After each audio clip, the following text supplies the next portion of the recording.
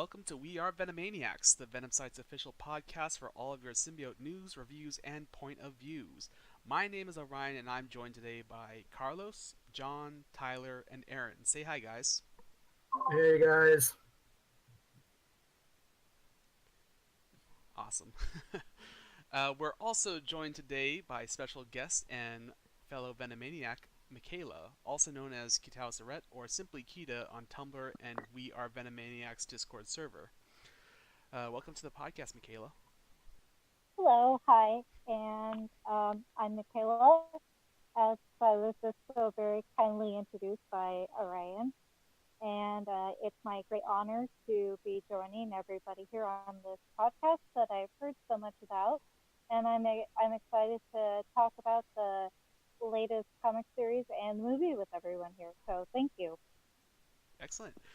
So, as is tradition, anytime we have a Venomaniac join us on the podcast, we like to ask a few simple questions for our audience to get to know you better, such as how long have you been with the Venom site in any of its incarnations?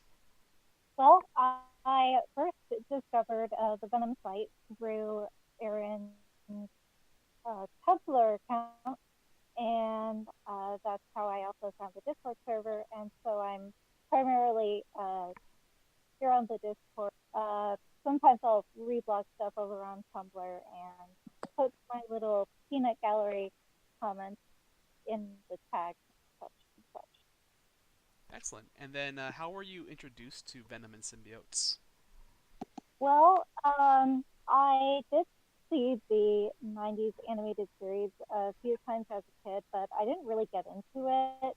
And when I got a little bit older, I saw Spider Man 3, but that wasn't especially impressive either. It was actually when I started dating my current girlfriend. She mentioned that she liked Venom, so in order to try to impress her, I watched comics, and I basically just kind of fell in love with it from there. And I started with ASM 300. I jumped back to Secret Wars, and then read all the symbiote things that happened between that and 300, and then read all the Eddie series in order before jumping to Space Knight and then backtracking to Volume 2. So I've kind of jumped around a little bit before finally getting into the latest series and the 2016 classic series, and then up through the current run. Excellent. Yeah, for a lot of people who joined this podcast, the animated series was basically our introduction at some point. So it's always funny to hear that. So who is your favorite symbiote host or favorite symbiote as As, well? as far as Venom goes, I really like Flash Thompson and Eddie Brock pretty much equally, but for very different reasons and for the different influences that they have had on the symbiote. But for the sake of choosing a different symbiote, I really like Scorn and I really like Kenneth Nieves. And I think they're a really unique and wonderful combination. And I'm pretty sad that we haven't seen more of them, since what Carnage USA. So I think it's a shame we haven't seen them since, and I'd like to see them return. Cool. And then, what is your favorite symbiote comic or story arc? Well, hands down, it's definitely Venom Space Knight. It's really any any story that digs into the personal the symbiote, like that's really the heart of Venom comics. Also, it was really the perfect answer. It was kind of a mess in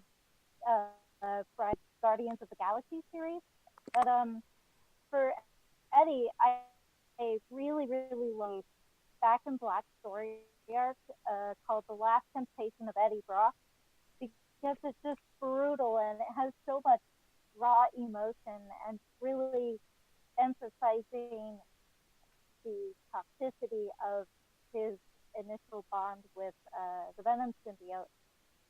and how it literally was haunting him.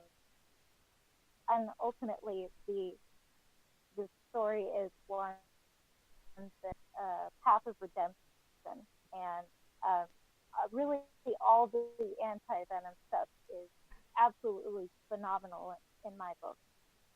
Awesome, yeah. I'm happy to hear that Last Temptation of Eddie Brock is one of your favorites because that is a rare gem that you don't really hear about often, and it is one of Eddie Brock's best stories. So if you could bond to any symbiote in the Marvel Universe, which would it be? It's a very interesting question because I don't know if I really as a really like a good symbiote host because I feel like I'm kind of a mess. um, if I had to pick one, probably Scorn. Like Scorn seems pretty chill. I think I could go with that, and that's about all I can say on that. Excellent. Yeah, Scorn, another one of these symbiotes that is often forgotten, and she had a pretty good run as she had it, as long as she lasted. But anyways, so moving on, as Kita or as Michaela had had mentioned before, today's live record episode is the big one, folks, because dread from it, run from it. It's time for the Venom movie review, followed by our review of Venom First Host, the weekly comic series that recently concluded. So, guys, let's just get into it. We've been waiting for this day for what, over a decade, but at long last, our moment has come. Venom finally got his own movie. So let's not wait any longer and jump into our review. So, you know what? On the count of three, let's all just give our one-word impression of the movie overall. All right. So, think for a moment about your word you want to use, and here we go. On one, two, three. Freaking awesome. That's two words. Messy. Oh, I for Isn't as me bad as personally, it was okay. It wasn't perfect. It One wasn't like word. something. Oh, it was just okay for me. Would be What was that? mine is going to be why. Why? Why? And Tyler? Sure. And how about John? Uh, All right, excellent. So, yeah, I mean, where where do we want to start with this movie? Like, maybe we can let's start with the critical and audience reaction. You know, starting from the day of the premiere and then working our way up.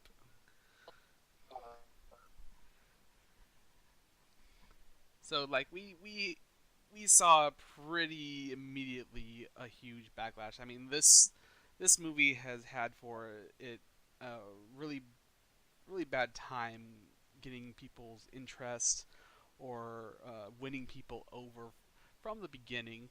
Um, Mainly probably because everyone sees that Sony tag on it and they think, oh no, here comes another Sony attempt at a Spider-Man property, especially one that doesn't have Spider-Man in it. But after that, as right after the Monday, October 1st premiere, we started seeing a flood of comments on social media, and then soon after that, we saw critical reviews pretty much panning the movie. It was quite surprising, like how much hate the movie was getting. Yeah, like not to mention too, during like in the closing week, we really, all the reviews saying it was, they were comparing it against Catwoman and Daredevil, and I'm just like, I just stood there and I'm just like thinking, no, it can't be that bad. There's no way.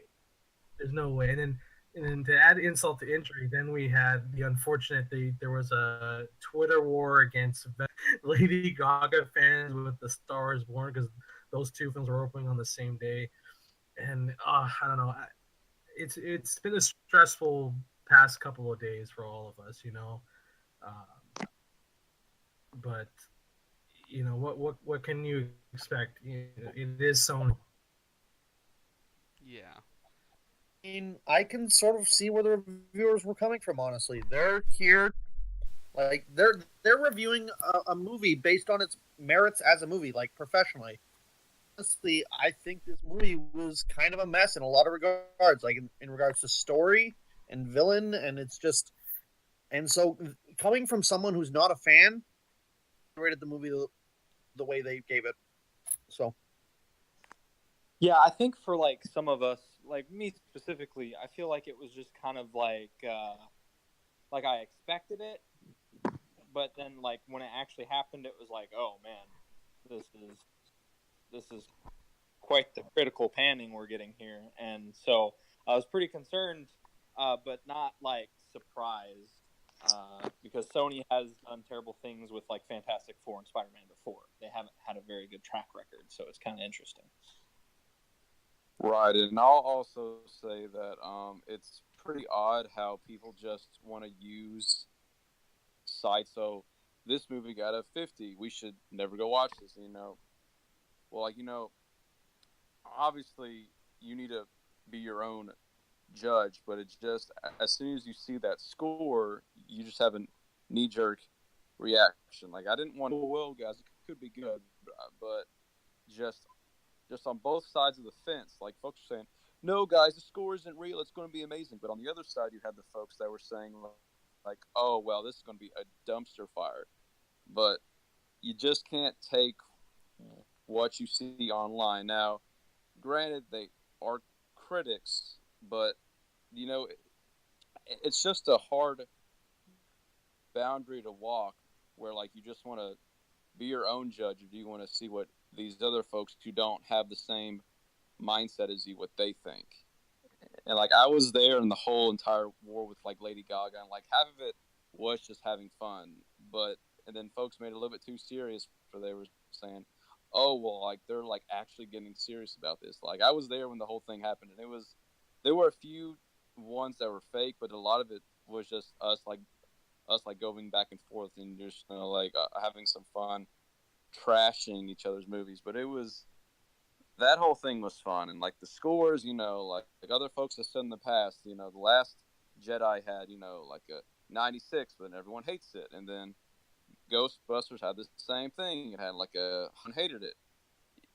You just can't really take what the scores say and just go off that. That's what I think.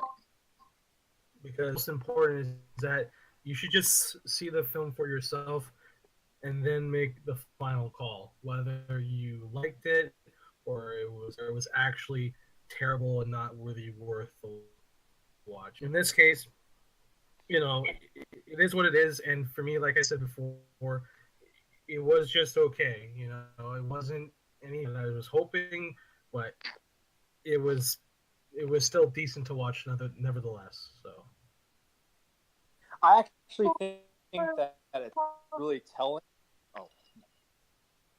Oh, well, I think it's really telling that the review scores are so different, because like it really is a movie that you need to go see for yourself, right? Because the opinions are so different.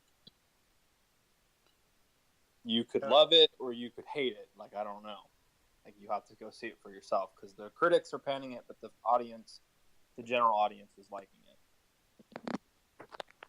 was there something you wanted to say, Nikita?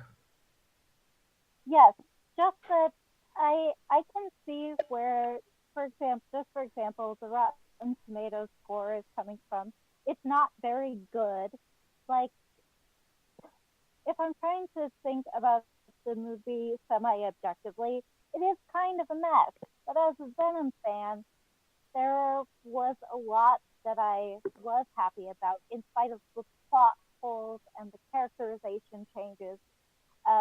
There was a lot of things that they could have done that would have been really, really bad. Things that the comics did that were really, really bad, but they didn't do them here. And I'm actually for that. Um, like just for example, like I've talked about this on our Discord chats before, but the characterization of Anne Wayne is like all the things that I thought she could have been in the comics, and she's because I don't know, maybe because writers are sexist or something, and they could have made Dan Lewis like, oh, horrible new boyfriend, and there's gonna be this like jealousy love triangle thing, but they didn't do that, and I was so happy about that. That they didn't shoehorn in this like love triangle subplot.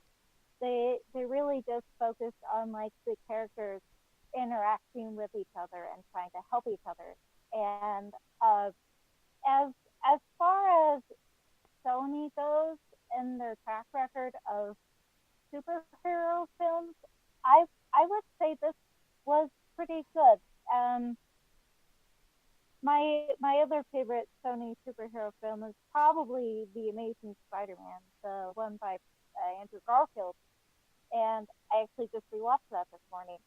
And um, I don't know if I would say Venom is quite on par with that one as far as storytelling, uh, but overall I was impressed, and I went in with relatively low expectations, and so there wasn't really any way for me to be disappointed. But they didn't kill Anne for quote unquote man pain, uh, and they didn't like deliberately try to character assassinate anybody. So I I thought it was good, and I as far as the story goes, I did really enjoy it. Right, like that's the same way I feel about the movie. Like, like I've been waiting for this It's still movie for years, and like I didn't have any expectations going in. Like I went in saying this is going to be the worst movie I will have ever seen it, and I still bought all of the merchandise. I like. I spent days looking down for like the Venom tea and like the Venom pops and all the new posters and all that stuff. Like I've spent all of that, and I was happy. But when it came out, I was so awestruck in that theater because it was surreal to me that my favorite character finally has a movie.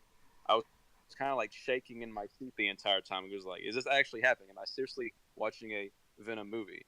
But just as I kept watching it, I was like, this is not a well made movie. There's so many awkward scenes. I can't tell if we're supposed to laugh at them or we're supposed to laugh with him.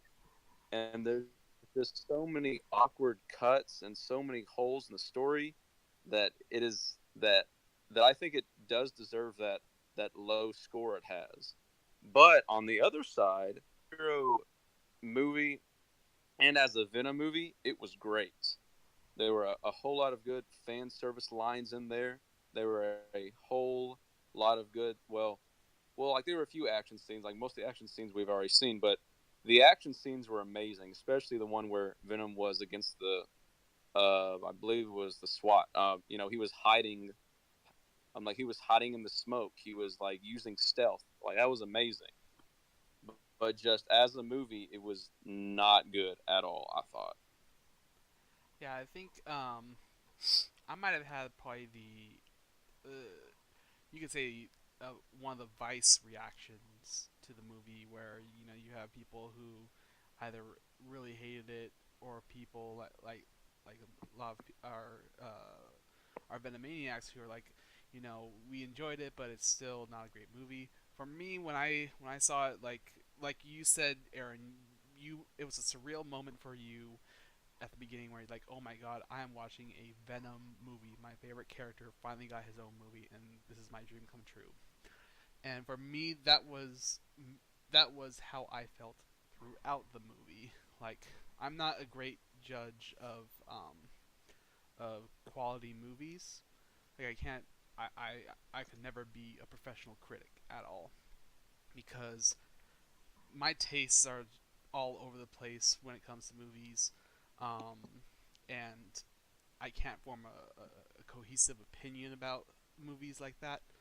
But when I was watching Venom, I was just completely starstruck, and I've seen it twice now. I'm going to see it a third time tomorrow, and even on the second showing, I was still awestruck. I mean, the first showing, my, by the end of the movie, I realized my face was hurting because I was smiling throughout the entire movie, and I was just completely buzzed by the end. I was like, "Oh my god, this is amazing!" And I, couldn't contain myself. But I think Mr. Gallows, one of our Venomaniacs on Discord, made a great observation. He says, "Hot take: this is going to continue to be divisive. Venom is gonna be the Last Jedi of comic book movies, because Last Jedi was competently made movie, but an awful Star Wars story, whereas Venom is a so-so made movie, but with a good Venom experience. So it's kind of one of those. It was a success in some ways, where it failed in others, and I completely concede that the Venom movie was not the best, but I'm also of the opinion that the Venom franchise in all is not going to be perfect. It's never been perfect, So expecting a Venom movie to be the perfect Venom viewing experience, I think that was a bit of a high bar for a movie like that. So otherwise, I thoroughly enjoyed Venom. I'm really excited to be talking about it, and there's nothing that can take me off of this high. Yeah, like same here, right? Because when I was entering the movie theater, I was also getting a little excited. The hairs on my arms were starting to stand up. Like I was actually really, I couldn't believe that, finally after all this time that, we finally home. But in the end, we didn't really get exactly what we wanted, but we did get some things that they did get right. Uh, I saw Venom on screen.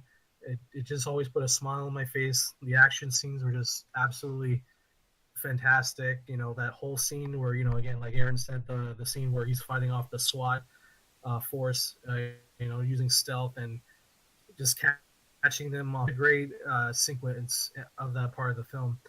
But again, I just want to remind everyone again that remember this whole movie was was pretty much filmed within the year because it started a month ago this month.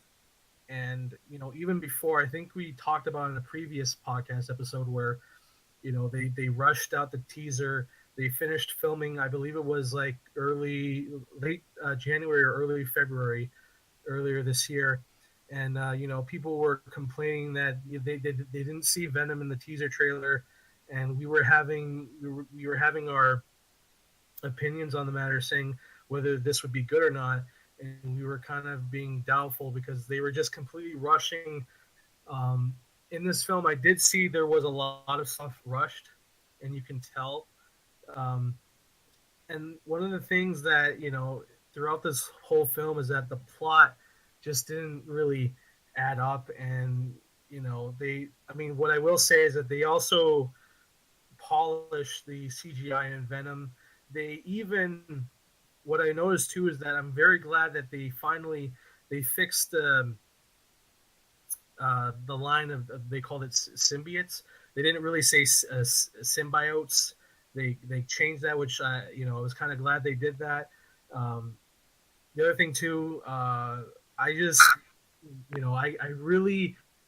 I just didn't really like Riz Ahmed's character as Carlton Drake. I thought he was just completely pointless. He had his motivation is so stupid. Every time he like his whole plan, just to get more symbiotes and take over the world and can make everyone bonded with symbiotes. It was just so cliched, and I just didn't like his character at all. That was just the one thing that I just didn't like out of this whole film was just him in general because I just didn't enjoy him at all. Did anyone else get that feeling too of the whole plot as well, or am I the only person? I really didn't. The plot Actually, is I Okay, let's. How about we have Michaela? You go first, and then was it John who was starting?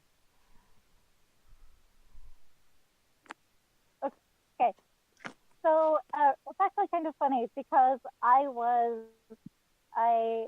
I saw the movie Thursday night, and then this morning I was watching the Mesa, the one with the lizard, and then I rewatched the film this afternoon, and I was starting to see a lot of really almost disturbing parallels between Tom and Drake. Um, and it, I don't know how I feel about that because they're both made by Sony, and I was kind of like, oh, hi, it's an unusually similar situation here, and so that was a little bit strange to me that they changed his character so much. It's from the comics. Like I will say I didn't find him very interesting in the comics either, but it's I just feel like they could have done something more interesting.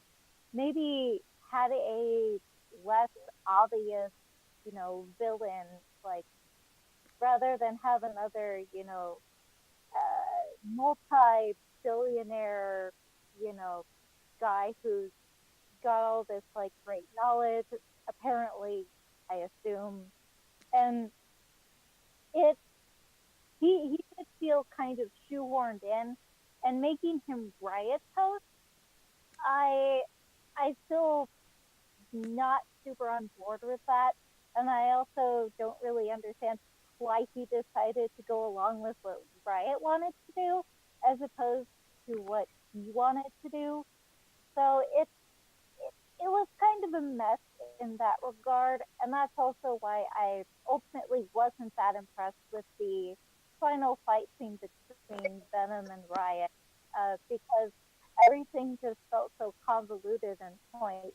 But at that point, I just kind of wanted to see Riot go away and get back to Eddie interacting with the symbiote, with Anne, with Sam Lewis, and anyone encountered in movies. So that's kind of my take there.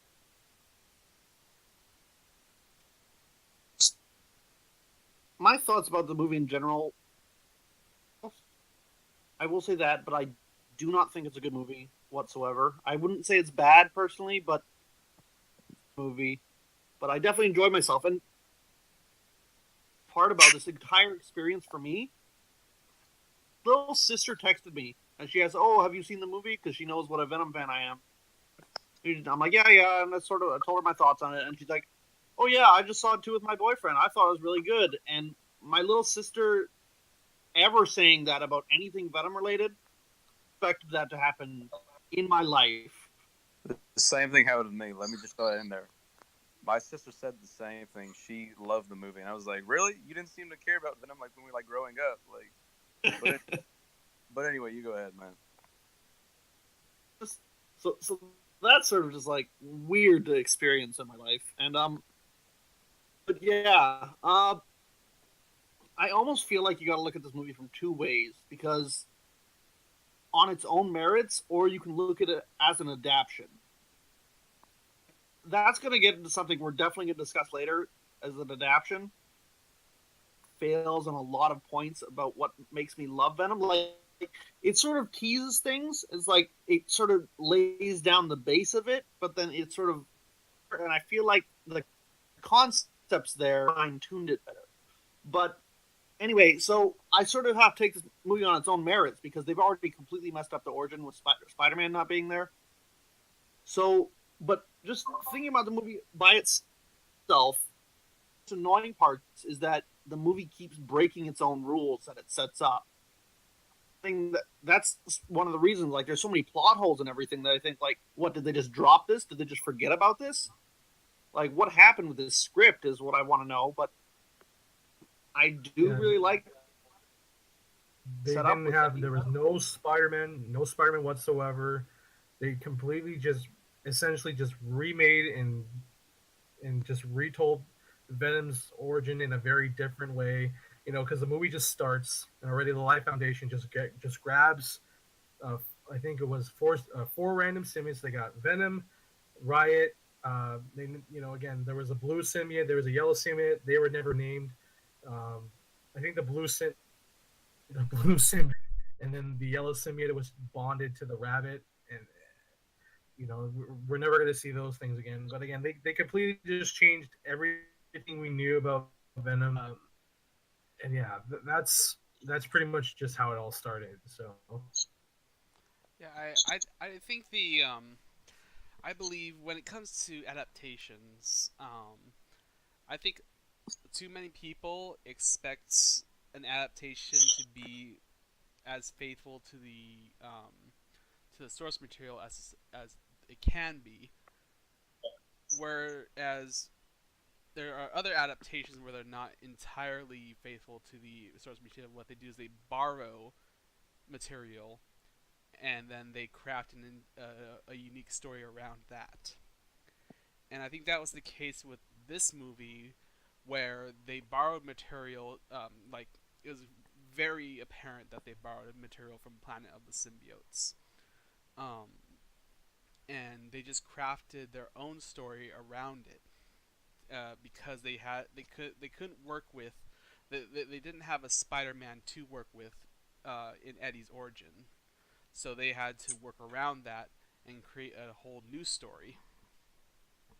So I think they did it was an okay job with crafting a new original story and still borrowing recognizable elements from the comics. And this is just one of those lessons where it's like it's an adaptation. You shouldn't have to worry too much about how faithful it's going to be, rather than how good of a story it was. And it might not have been a finely polished story, but at least you were entertained.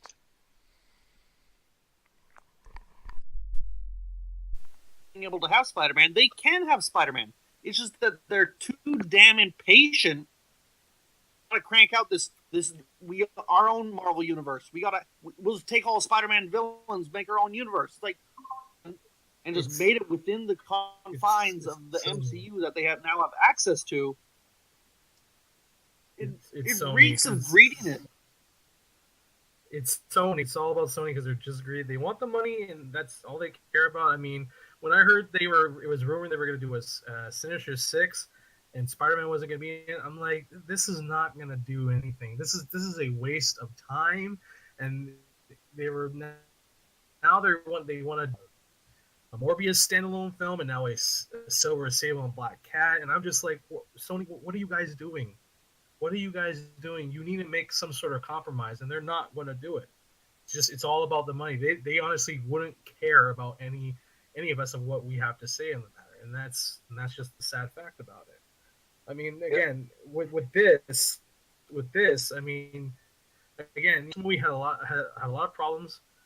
They did give us some stuff that referenced the comics, but not a lot. Again, no mention of Spider-Man. Again, the only thing I can say that was good about the film was, again, like the whole action scenes. The CGI was great. I loved it. All the interactions between Eddie and Venom were great. They were hilarious. Like there was that one scene. Even I told Ryan earlier before we started the episode. There was a scene where Venom climbs up all the way on the top of the tower in the building where Eddie drops off the evidence, and Venom wants to swing back down, but Eddie doesn't want to do that, so they take the elevator, and then Venom says "pussy." I don't know, that part of the movie I actually laughed. It was funny, but the biggest laugh in my theater. Like, I'm very, very much conflicted on how this is going to go. On one hand, like, we already know the movie's not that well made, but at the same time, like you were saying, Carlos, there was a lot of fan service in this movie. There's a lot of things they didn't even have to throw in that, like, because honestly, about Eddie Brock, like, who knows, honestly, that he worked at the Daily Globe and not the Daily Bugle. Half of everyone probably still think he who thinks he works there, and like there's just so much fan service in this movie. Like, at the Jameson thing. The yeah, like, no, yeah. well, yeah, like, I was looking online, like, folks like, but who's that Jameis? I don't know who that is. But that's a character from the comics, and even if you've seen like the cartoon, like he was the astronaut that brought them to Earth. And there's just so many other things. I'm trying to find my list here. She Venom, no one knows that She Venom is a thing. They're all like, why does Venom have boobs? That doesn't make any sense. Like, why are they doing that? She Venom is a thing. And that was the other thing too. It's like people were like grossed out. It's like, oh, what the hell? Venom kissed Eddie Brock. I'm like, it was She Venom. I mean, of course you're not gonna get that, but when She Venom came in the forest and saved it, I was like, oh my god! I was actually excited, and she just comes and goes like, hey Eddie, and just mooches him, and then Venom bonds back to Eddie. That was a good part of the film, but still, like, I don't understand why people were disgusted by that. I don't know. It is weird. Kind of weird. Part of the Mars thing, but like what I'm saying.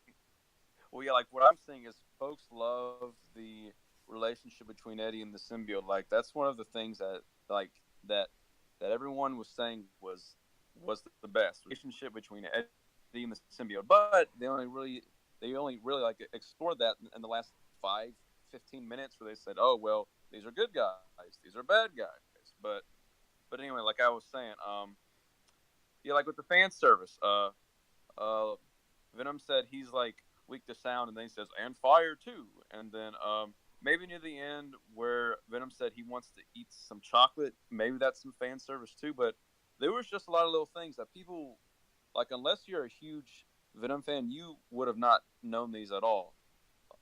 Like the bald head of security guy, his name was Treese, and there was a character in Lethal Protector who was also the head of security. Now, he wasn't named Treese, but there was a bald head of security who like worked for him. So that's just a little bit. Yeah, in more Lethal of Protector, fan service. Yeah, in Lethal Protector, Roland Treese was that millionaire guy who was trying to get all the homeless people out of underground San Francisco to get that gold.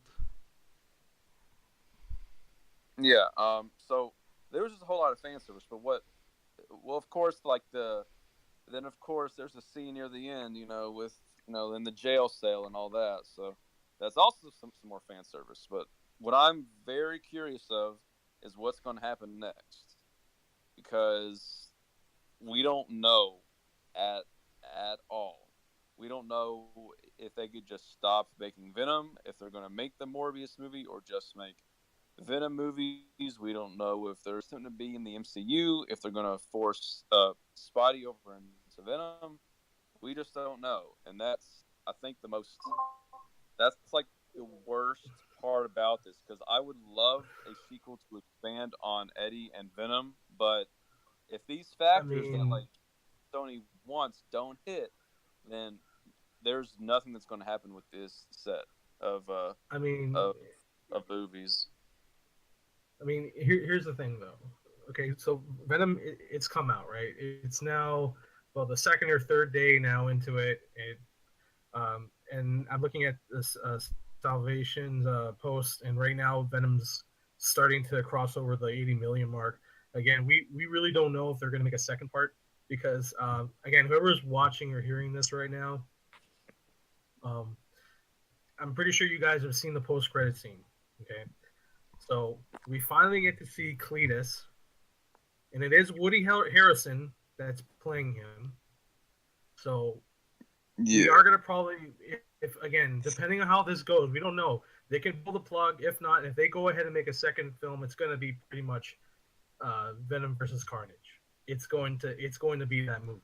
No, it's going to be solely. It's going to be Venom versus that awful wig is what it's going to be. Yes, it's the Carnage curl. There's a reference for you, the Carnage curls. So what would be interesting we see the scene. Yeah, what would be interesting is if in the sequel he actually doesn't have that hair. Like maybe when he gets out, maybe he shaves it or something, so it's not so freaking ridiculous. I swear, I saw that and I'm like, he looks like Ronald McDonald. Seriously, I'm like, if you look, that hair was too big on him. If you look at his facial structure with that hair, you could see some similarities to classic Cletus Cassidy in the comics. It was that I was actually a bit astounded. I was like, wow, he actually kind of looks like if Cletus Cassidy just stepped out of the book. But it was a bit Complete. ridiculous. Yeah. I mean, southern accent he got right. I'll give him that, but the wig was just it was a little overboard.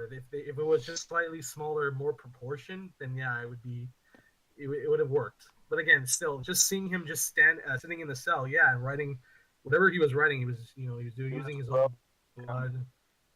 Yeah, He was, yeah. he was writing "Welcome Yeah. Eddie" in his own blood. My thing is they just made it so blatant that it's Carnage. He has the red wig, he's right in blood, and then he says Carnage. Like, you could have been more subtle with that. I mean, but seriously. But man, like that's like the one scene like everyone's like, "Oh my god, dude, they're gonna do Carnage next, oh my god, dude." But man, they could have toned that down a whole lot.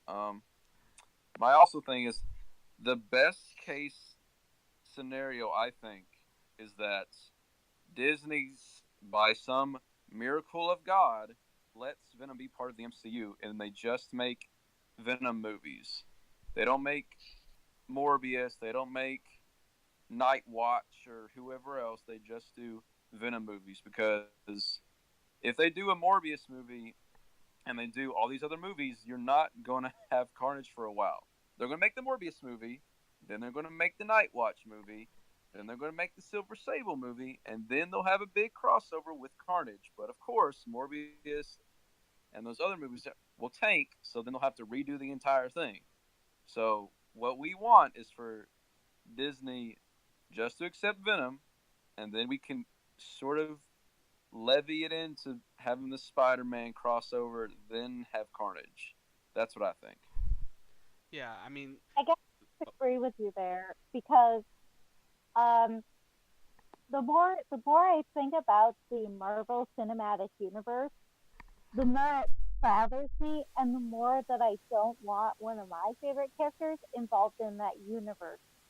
Um, and just I feel like it would be too messy to try and integrate Venom into the MCU, and I I already don't like what they've done with so many characters, like basically turning Peter Parker in Homecoming into Miles Morales, and just even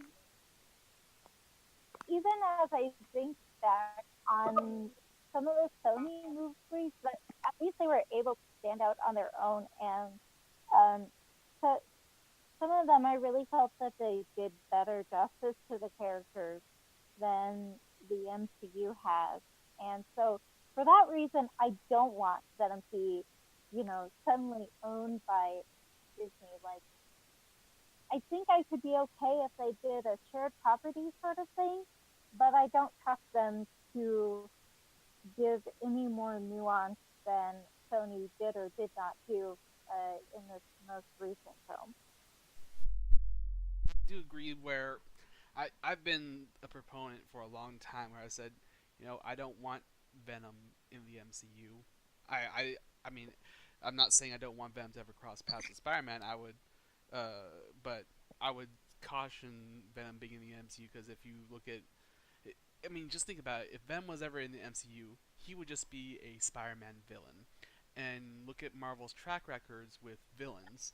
Like they've had a handful of villains that have had large roles. They were fully developed, and they got multiple parts. But I feel like Venom would have been one of those villains. They just show up for one movie, get killed off, and that would be the end of it. Um, whereas You like are, yeah. Crazy. whereas I with mean, look at Vulture. I mean, Vulture was Yeah. the last Spider-Man movie we just got. He was amazing. Right. Yeah. Right. yeah, No, but still, I mean, Well, like I want to say, there it was would be another right if they just. yeah Well, yeah, you go ahead. You go ahead. yeah. So the other thing is if this Venom movie had never happened, I don't believe we would ever have gotten a solo Venom movie.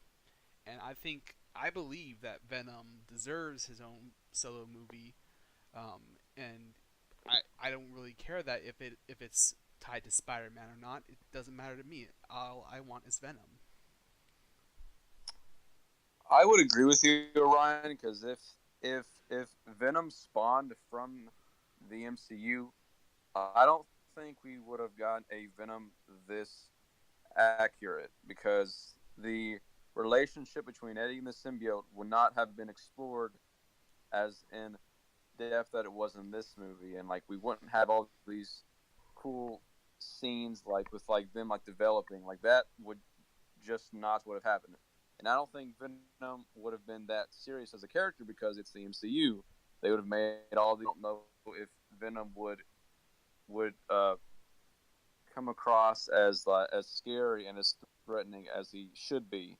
But now that they already have Venom set up outside of the MCU, I'm now fine with them moving him into it, uh, just as long as he still maintains who he is with the relationship between Eddie and the symbiote. But Yeah. that's just me. So another thing is, you can give Sony all the crap you want about how they've handled Spider-Man and everything, but I mean, just think about what's coming up with Sony, and that's the next movie coming out is the Spider-Man Into the Spider-Verse, and that one looks like it's going to be really good. And it was like Venom had two end credit scenes. The first one was the Cletus Cassie scene, and the second one was just a preview of the Into the Spider Verse movie, and they prefaced that preview with "in another universe," and I think I like where Sony is going with this, where they're treating it as Venom is just another universe in the Spider Verse, and Marvel could easily say, "Hey, we acknowledge there is a multiverse, and that Sony's Spider Verse is a part of that multiverse, and we can work because I mean they're already dealing with like Doctor Strange, who has been to different dimensions and universes. He has that kind of power, and in this kind of new phase of the Marvel movies that will spin out of the next Avengers movie, it's fertile ground to do something really crazy, especially with integrating the X-Men and the Fantastic Four. We can say, hey, we the MCU is one universe, whereas maybe the X-Men, the Fantastic Four, and all the Spider-Man stuff are other universes, and we can have a Secret Wars type of situation go on where all the universes get destroyed, everyone gets combined into one universe, and all that happens, and everyone's now all together. So I think that would be the best step for this franchise is keep the Venom franchise as it is, and then have it kind of integrate into the larger Marvel Cinematic Universe with the rest of these properties in a fluid kind of cinematic way. Have a huge story where they're just combining all these properties and saying, "Hey, we're finally all in on the same page. We're all in the same universe." But here's the No, thing, right? I'm going to bring up. I was going to yeah, bring up the fact that Tom Hardy, he's I think he's gone on record and he said something about him signing on for for two other did one, right? I mean, again, I if that is the case, and if that's what you're trying, I just hope that they can hire Tom Hardy again, because again, he did a fantastic job portraying Eddie Brock. He did a very phenomenal job of voicing Venom, and I just hope they can somehow try to keep him into, keep him motivated to doing the part. That's the thing, because if we just get a completely different Venom, it's not going to be the same. And who knows if it's even going to be better than what Tom Hardy did, you know? And but yeah, and another thing is like yeah, he says he signed up for like I'm going off of what you're saying here. He says he signed up for three of these movies, so we have two more to go. Um, and if we do happen to get along the line a huge cross company crossover with all these properties combining together, um, you know, if it happens that Tom Hardy says he doesn't want to do this anymore, uh, then it would be Agent Venom fans' opportunity to perhaps get Agent Venom. Not if you want to do it in the MCU, because that's what. Okay, all right. Let me backtrack. What you said, Ryan, is all. That's all well and good, but Sony did not make this movie with the mindset that this is going to be their new Venom universe. They made this movie in mind. That's why this world is so vague, so they so that they can fit it into the MCU. That's the only reason they made this movie.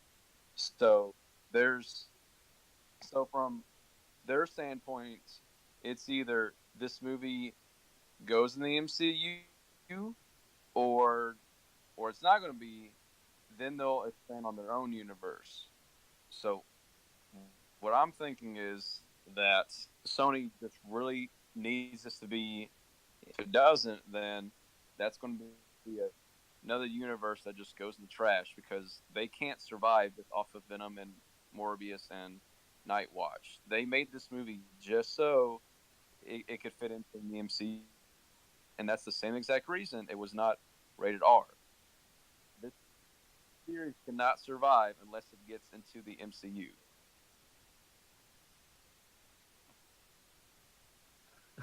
And one thing I just thought we should do, why don't we just list our pros and cons? Let's go down the line. Let's start with John and just list the movie, and we'll all do that, and then we'll list what we didn't like about the movie. Oh, am I going first? Okay. So we're going with what we liked first. So let's go with the pros. Let's start Okay. on a high note. Well, I can definitely tell you guys that like right when the movie ended, I got up and I said to myself, you know what, I really enjoyed this movie, and I think it's because I really just love the character of Venom, and I think that this is just it's not perfect, it's not great, but Venom in this movie is pretty cool. I mean, he's a cool character, and to see him on the big screen is just cool. And so I think like they did a really good job with most of the visual effects. Venom, I think this is kind of a neat thing. I've never known how to picture Venom talking because I've never known, like, he doesn't really have lips or anything, say any words properly. But in this movie, like when he said lungs, pancreas, all that nonsense, like I was like, dang, his talking animation looks really fantastic. And now when I read the comics, that's kind of what I'm gonna picture it as. So I think they did a really good job, especially considering they only had a year to do most of the special effects. So kudos on them. While Tom Hardy as Eddie Brock isn't great, as far as like he's not Eddie Brock, he's just kind of goofy Tom Hardy. I did like him in the role. Otherwise, Anne was okay. She played her role well. The actress did. Yeah, and it was funny. We laughed at a good bit of parts. So, I liked the relationship, even though it was kind of unearned. But we'll get into that later. I did like the end product where they were like kind of goofing around with each other. So those are my positives. You can go next, Kit. Yeah, sure. I'll go. So, a lot of people know that I honestly kind of went to this movie half hoping, half dreading what they would do with Anne because I do really love her and she is absolutely one of my favorite characters and I will never forgive them for offing her in I believe it was 2000 and so it was really really delightful to see her here and I like the changes that they made to her character, which is not something I say very often. Because usually I like when they kind of stick to the script, stick to the canon. But I like how she had this understanding with Venom, how she was able to even form a temporary bond with it, and obviously going off to save her disaster of an ex-boyfriend, and so she was really fantastic, and I love Michelle Williams in the role, and just the way that she had Eddie's back the whole time, um, gives me hope that she can continue to be an ally for him in this universe. And that's like, I really cannot ask for more than what they did for her. So that was just absolutely phenomenal. And as I said, I like the little John Jameson Easter egg. He's one of my favorite characters. Uh, Dan Lewis was an absolute delight. I want to see him again as well. Just the potential for things that they can do further on, and the voice of the symbiote was very good, very on par. And something that I've always not had a great clear idea on how I would hear it, and I do, and that's kind of nice. So overall, I thought it was solid, and as a really big Venom fan, it made me happy.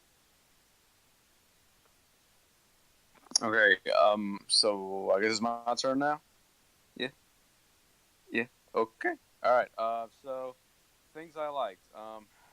This movie was the most comic accurate Venom I think we are ever going to get, because just the fact that, like, I kind of hate that I like saw this video before the actual movie, but just the fact that they said Eddie Brock and the Daily Globe scandal, because everywhere else you'll see Eddie Brock works at the Daily Bugle, and I swear this is the only place outside of the comics where they have said that Eddie Brock worked at this other paper besides the Daily Bugle. But so it's not just that.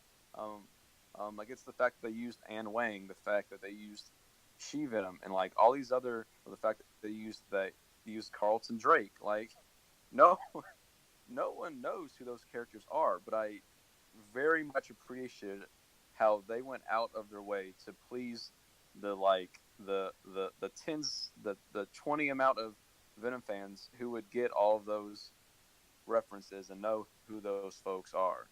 Um, like y'all said, the effects were great, and as I said earlier, I loved how they worked on Eddie and the Venom symbiote relationship. I loved how the symbiote said he's a loser on his world too, because that's like going back to his origin, where like he's one of the few symbiotes that wants to work with their host instead of just consuming them like Riot and the others did. Um, Tom Hardy, I was very unclear of what he wanted to accomplish with this movie. Uh, a lot of the scenes, again, I wasn't sure if I was supposed to laugh at him or laugh with him, or if they were just plain awkward. Like the scene that stands out is the one at the beginning where he's angry at the neighbor across the room that's like on his guitar, and like he just weird, like kind of face. Like, is that supposed to be funny? Is that just like that? That's just one of those scenes where it's like, is this supposed to be funny? Like, especially like, was that supposed to be funny? Was that supposed to be just weird? It was just kind of all over the place with how he was trying to act, I suppose. I know, like, he's a very good actor, but I just feel like the scenes he like had to do were very off. Let's see what else. I very much liked Anne Wang, She Venom. Also, the few Venom scenes we got were amazing. Of course, like him like running up the building was very much a scene right out of Ultimate Spider-Man, like in the video game where he's just running up the building, and you can see like the claw marks in the building as he's going up. That very much hit me because I love that scene. And like I said earlier, like the scene where it's the SWAT team. He's using the stealth. He's like using the tendrils. He's hopping in the roof. It was just amazing. I just love those entire scenes. But it just kills me that the story of the movie was very I don't know how to say it. It was very choppy, and it was didn't make a whole lot of sense. But yeah, I guess that's where I want to stop. Oh, Stan Lee, Stan Lee. I was very happy that we had a Stan Lee cameo because ever since Spider-Man 3 was out, they're saying like they're gonna make a Venom movie, and I swear I saw an article years ago where it said Stan Lee is up for a Venom film cameo. So I was hoping that Stan Lee was gonna like knock it. Well, I don't want to say that, but I'm just happy Stan Lee was in the actual movie, and I also liked how maybe it was sort of where the symbiote said, "Who is this guy?" Um, because that's another thing I don't think a lot of folks know is that Stan Lee had nothing to do with Venom. He didn't make Venom. He didn't do anything with Venom. So just the fact that Stan Lee was still there, and that maybe there's a joke where the symbiote didn't know who he was kind of funny to me. So, and I guess I'm done rambling right now. Thank you. All right. Yes. As Aaron stated before, yeah, Stanley he does make a cameo in this film. Before I get to the stuff that I like, the one thing I wanted to say about that scene. At the same time, yeah, it was great to see Stan in the movie, but again, part of me is like, Stan, what are you doing here? You didn't create Venom. I thought you only cameoed in superhero films that you've actually co-created. And it kind of sucks that Todd McFarlane and Dave Michelini they weren't. I was kind of hoping they would make a cameo in this film, but they didn't. Again, the scene where Venom goes like, "Who's that guy?" Oh, and then the dog, he's walking his dog, and the dog can sense Venom in Eddie's body. That was a pretty funny scene. But as for the things that I really really enjoyed in this film, again, most that I've already said before. All the action scenes involving Venom were fantastic. I was very entertained. I loved how Tom Hardy did his voice lines for Venom. It was very enjoyable. I did like this scene. Near the ending where you got that thug and he wants his protection money from Mrs. Chen that runs the convenience store, right? And then he's like, you know what? I'm just gonna eat this guy's head. Unfortunately, though, they didn't change the turn in the wind um, part. I was kind of hoping they would have said something else. Personally for me, what they could have done for that scene, instead of a turn in the wind, they could have gave us something. Venom could have finally said, "Let's eat your brains" or something, but they didn't do that. Venom didn't say anything about brains in this film, which was kind of a little of a letdown. Um, all the fight scenes in the film with Venom and Riot, it was a good fight scene. I did like it. They did show the effects of the sonic sounds affecting both Venom and Riot, so they got that right. And the whole I just wish the plot was a little improved. And the chemistry between Eddie and Venom was really great. Their dialogues were very enjoyable. And yeah, just overall, just the whole action scenes just was very entertaining to me. So yeah. So, my pros, I would say, I definitely really loved how much of Michelle Williams and Wang we got in this movie. That was definitely a huge pro for me, especially since they threw in She Venom. I had a fit in my seat when I saw that. I was like, oh my god, I can't believe they just did that. Another thing I liked was basically, the we knew since near the beginning, when we first started getting details about this movie, that on Eddie's notebook when he was interviewing Carlton Drake, there was a line about how the Life Foundation was using homeless people for their experiments and everything. And I'm glad that in the movie, that wasn't the only little throwaway thing they did, to kind of tie Eddie's connection to the homeless community, because that was a strong part of his entire '90s run with all of his different miniseries that he was always he was always close to the homeless community of San Francisco, and we got a character in Melora Walters' Maria, who was a homeless woman that he had a kind of a casual relationship with. You know, he'd see her like every day on the corner, and I liked that interaction. That was really nice. Um, Sad what happened to her, um, but then I also liked there there was a there was one. It was a very quick scene, and I think it's not really talked about much, but I think it was a huge scene. It was a very huge line, I should say. It's pretty much a single line, and that is when Anne discovers Eddie as Venom, and she's asking him, what the hell was that? What's going on? And everything, and he says, it's like I have a parasite, blah blah. And she's like, oh my god, I mean, like, how are you feeling? And he got, like, to stop her from talking. He's like, I feel really scared. Okay, I just feel really scared. And I was like, that humanized Eddie for me.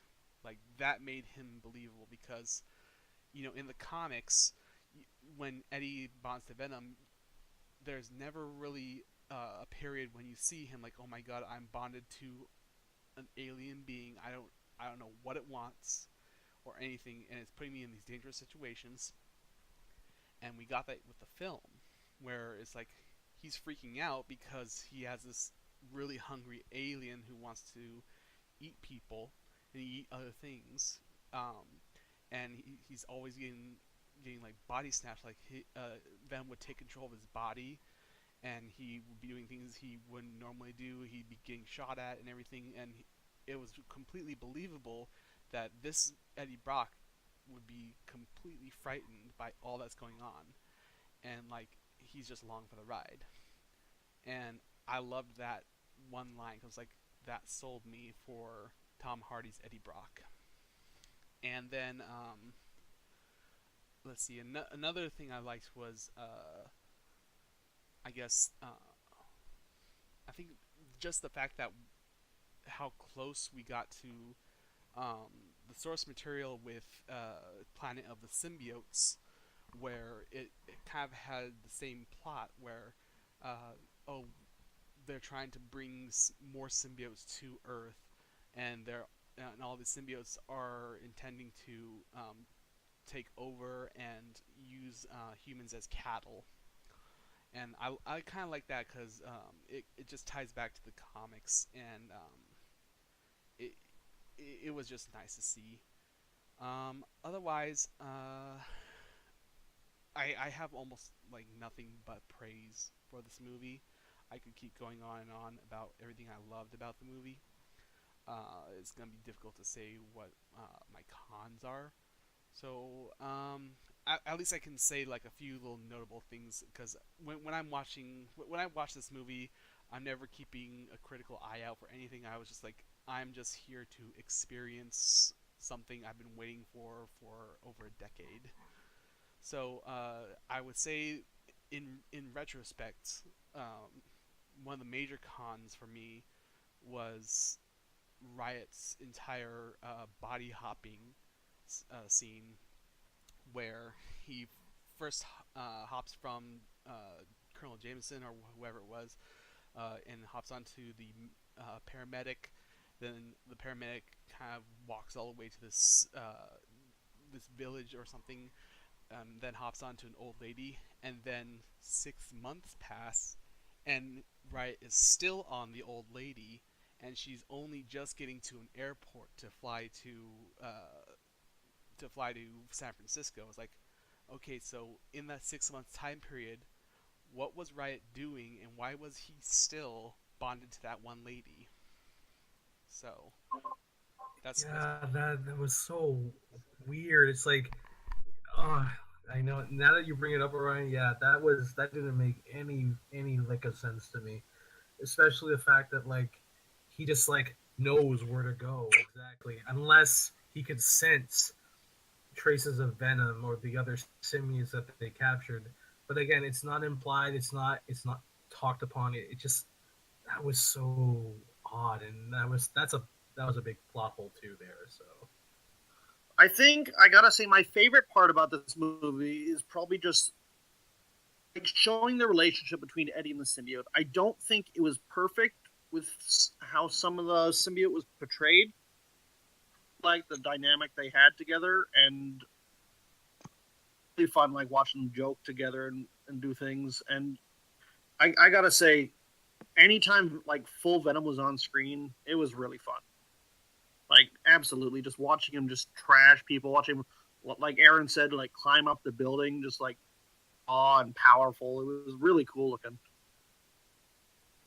and it I think it's kind of it's a little bittersweet for me too because it just he could have looked that much better if he had the spider symbol, and that's always gonna hurt. That he almost looked perfect, but into that, I really liked Anne's character. Like a lot of things Kit was saying, better in the movie than in the comics. I loved how she was like a strong female woman. And I know that's kind of a silly thing to say, but it's true. I mean, she freaked out when she saw Venom at first, but then she stays level headed. It's like, all right, let's get you to the hospital. Talking to it, she's smart. She forces it out of him because she learned its weakness, how they handled the character, and plus, I mean, so awesome. I did not expect them to have a She Venom scene in this movie happen. Like when that happened on screen, I was just like awestruck. I think that was one of my top favorite scenes. Just seeing She Venom coming out of the forest, that was great. I loved it. The I Queen. loved it so much. And she sounded perfect. I mean, or the symbiote in general sounded awesome. I loved how Venom's voice was. And yeah, and honestly, it was pretty funny. Like I feel like humor doesn't always land in these sorts of movies, but I'd say the humor absolutely landed in most of the parts. Like when Venom symbiote and then the Venom symbiotes try to get them back together a lot. It's like you should apologize to her. It's like oh yeah, she doesn't realize we're gonna get back together with her. Like that was fun. Yeah, that like I think a lot of people who wanted a dark and gritty Venom movie were taken aback by all the humor and it's like you guys, if you read the source material of Lethal Protector and Planet of the Symbiotes, you will realize, and a lot of the older Venom comics, you will realize it's not all dark and gritty with Venom. There is a measure of humor and silliness to it. Venom can be a very goofy character, and I'm glad they got that across while still having him sort of be like a little edgy, because that's sort of what Venom is. And I'm glad. That's probably what I'm most glad that this movie has introduced people. No, Venom's not just a monster. Legitimately, the symbiote is its own character, and it works in tandem with Eddie. Funny thing is, Mr. Gallows again on our Discord is saying Hardy's voice is now to Venom what Mark Hamill and Kevin Conroy are to Joker and Batman, and I gotta say I kind of agree. I mean we did have Hank Azaria on the animated series that was fantastic, and then of course I forget who the voice actor was for the PS1 game, but yeah I think Tom Hardy's Venom voice is going to be a definitive voice whenever you hear it, or if you're reading something, you'll hear his voice. Unfortunately, we got to talk about cons now. So I say we go in the same order we just went. What we didn't like about the movie. I mean, Oh boy. not in Yeah. there. What I would like to say right now is like I'm our cons, didn't we? Like along with the pros, like didn't we do that? You did, but Oh, I did. nobody else did. So it's just me not paying attention then. Okay. Well, mine again. Movie felt off. Hardy's acting was kind of off as well. The editing, the story was very much, I don't want to say slapped together, but it kind of felt like it was half the time. It was very bare minimum. Yeah. Oh, Riot. Let's talk about Riot. Marian, you said why was right there for 6 months. I think that was either just, again, the story being not that well written, or there's some sort of other story that we didn't hear. I'm assuming he didn't. He stayed with the old lady for 6 months because she was a nice host. You know, she like this movie. They sort of said like bonding with the symbiote is like an organ transplant. You have to be an exact match, and I kind of like that idea because maybe there's some people that don't need to be hosts of the symbiotes. You know, that would work awesome in the comics. We could just throw some of those guys out there who aren't good hosts matches, but I guess we'll see that later. So so I'm thinking either there's a story where Riot and the old lady had some sort of relationship and they kind of walked the earth for 6 months, or again it was just poorly slapped in there. And Riot was also very much underdeveloped, but I did like how he had some sort of character where he did care for the other three symbiotes that were captured. You know, Drake was saying that he was sorry that the other two died, and even then, like when he ran into Venom at the end, he said, "Venom, just get in the rockets." So like so so even though like Venom is seen as a loser, like Riot still very much cares for his for I guess like the species you want to say. So I guess I sort of liked where they had little bits of character of Riot thrown in there, but again, he was very much underdeveloped, and he was just there just to be like a big bad at the end for no reason. That's all I'm gonna say. Say that you also ignore my instructions of we'll go in the same order as before. So, Well, I mean, I already talked about Khan, so I mean, I was going to throw mine out there, but then we had to talk about Riot. So yeah. All right. So now let's go over to John's cons. Okay. Um, so just keep in mind, I've only seen the movie once, and I talked about it with my friends for like an hour after the movie. We went to Applebee's and just sat down and talked about it, so a lot of the plot holes and stuff. But the main things that kind of bothered me personally, I thought the motorcycle chase scene was okay, but I think it dragged on a little too long. I'm not a big fan of chase scenes, though, so like that's kind of my personal thing. I agree with everyone about Rizm and his character and Riot kind of like being wasted, right? Like they didn't really do enough, and I feel like they could have. I think Aaron's idea of Riot traveling the world with the old lady could have been a neat idea, but we'll never know. But he was kind of wasted. The beginning dragged on a little too long for me. I thought it was like going at a decent pace until the 6 months later. And it took a while to get established, but again, it had some really good stuff, like with the homeless lady, like Orion said. The movie was tonally kind of weird. Like I feel like that scene with Isaac was like left over from when it was like a horror movie, if that makes sense. Like that was a shocking scene of him getting consumed by the symbiote. It was like really disturbing. But then for the rest of the movie, it's kind of like a goofy buddy cop film. So kind of weird tonally. And my biggest pet peeve with the movie is that like Venom's heel turn. Like when Venom and Eddie talk to each other face to face for the first time, Venom's like, "You're my ride. I don't really care about you or anything like that." He's just like, "You're just a good match, and you're gonna help me launch this rocket, right?" And then the very like next scene with Venom and Eddie, they're suddenly like best buds, right? And they're joking, and they go on top of the building, and they're like, and Venom's just like, "You know what? I actually like this place, and you changed my mind, Eddie." And it's just like maybe the 40 minutes that were cut out had moments where they were like bonding, but like they didn't show it in the film nearly enough. It just kind of happened. Like Venom went from wanting to destroy the world to suddenly liking it and then like loving Eddie. You know, it was like I love what it became because they're fun, but it just didn't earn it. It just didn't happen. we never did see the dancing scene either. So No, we didn't. Look, John, Eddie's just that good of a kisser, all right? Like he's that good. So, right.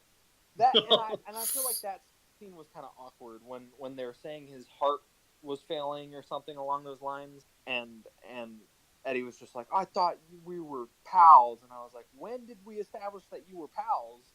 You know, like a second ago you guys didn't like each other and you were freaking out, but then suddenly we're supposed to believe this really dramatic moment where they're like getting torn apart, and I didn't buy it, and it came across as kind of awkward. I'm sure it bothered you guys too. I don't know if anyone's brought it up, but I'm not a fan of the symbiotes just having names like Venom and Riot.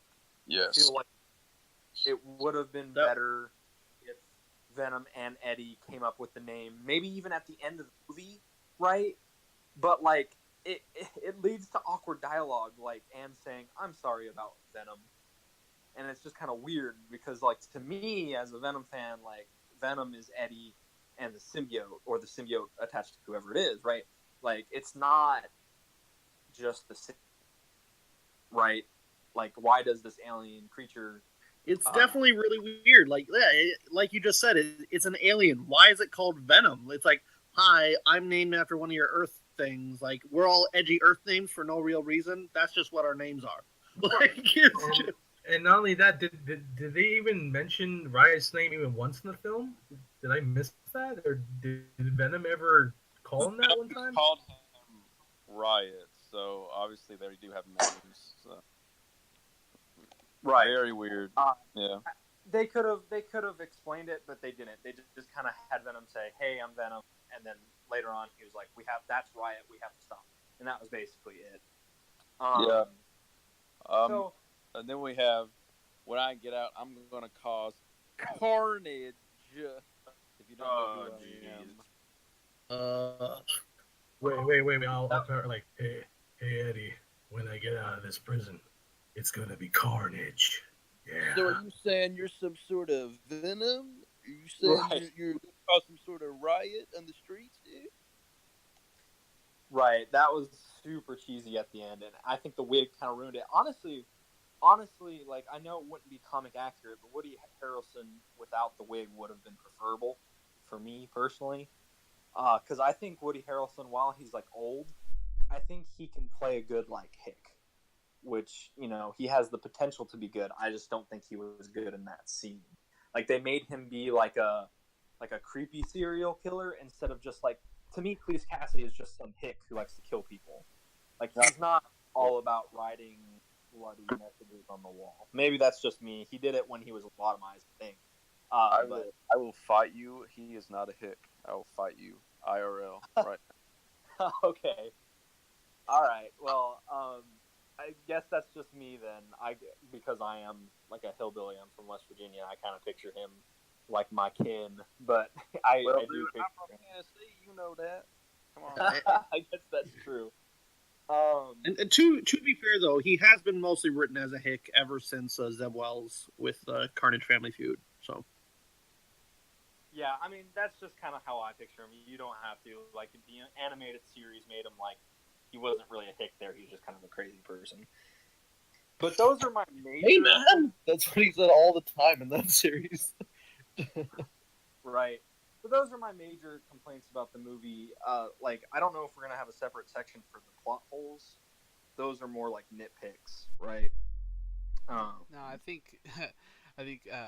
we're probably wrapping up towards the end of our review for this. We still gotta do the first host review. I'll just say these real quick. Like, there's a lot of stuff that kind of like didn't make sense to me. Like they had a plane passing by over Venom and it hurt him, but the rocket launch didn't affect anyone, which was kind of weird. Like, they're kind of ignoring the sound thing for that scene because movie. I think they were, although I think to their credit, they were consistent with the fire weakness. They used fire once, right? It was just the jet fuel that burned up. There was a blink and you will miss it scene during the motorcycle chase. Remember when he breaks and rolls through the fire, If you watch and you Oh, look at his hand, the what? symbiote actually peels back and kind of hides itself, and then has to come back out Right. again. What were those things shooting? Like it They wasn't. were But it was suicide like bombing. Explosions.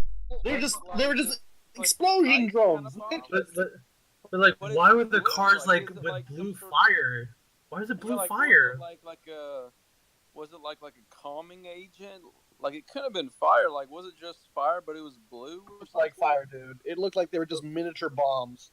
So so just blue fire. That's all it was. Yeah, Why so did it like have to yeah, be yeah. blue? Here you got Carlton Drake saying, "Don't hurt my symbiote." Oh, also shoot little bombs at it. So Yeah, like it had to be I'm something pretty else sure besides fire. grenades. They were probably sonic grenades that probably would not cause lethal harm to the symbiote, but they probably would separate it away from its host, which is essentially what Drake wanted to do, which is another reason why I don't understand why he would so willingly, or maybe not willingly, bond with Riot when he kept referring to Venom as my symbiote, and then to suddenly be like, oh, well, I'm okay if I don't have my symbiote. I'll take this other symbiote. That's fine. He could have just I been guess for it to have I any symbiote at all. putting that to the floor of the cons because I don't know if we have time to just do it one by one. But Yeah, I'm yeah, sorry. that I really did enjoy the movie. I don't mean to be bashing it so much. Those are No. just kind of the problems.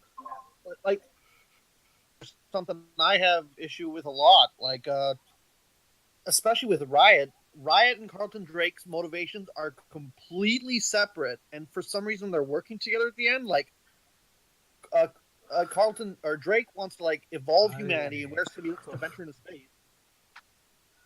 The thing is, like he's Uh, preaching the about how the world is on the brink of collapse, and I'm like, I didn't get that from that film. I mean, yeah, again, and at the end, I just he's fighting with Riot I to didn't bring get his symbiotes to character. kill everybody.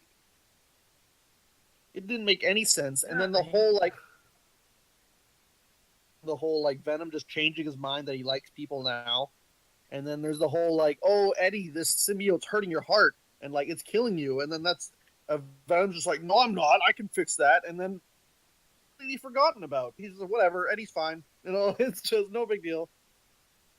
My Again, my main gripe with the movie overall is that as I was watching it, Eddie Brock did not feel to me like Eddie Brock. Like my impression of him has always been quite a lot more serious, a little bit more elegant in his speech and in the way that he was written primarily by David Michelini.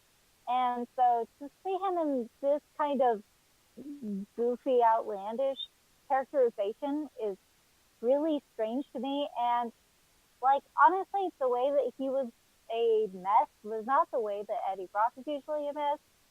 And it's a little bit more like the way that Flash Thompson is a mess, like the way that Flash would react to things like hardship and adversity, and when his life is falling apart, that's kind of how he is. See that apply to Eddie is, I think, almost a disservice to the character, and even the way that he interacted with the symbiote is very strange to me because again, it reminds me more of how acted with Flash Thompson,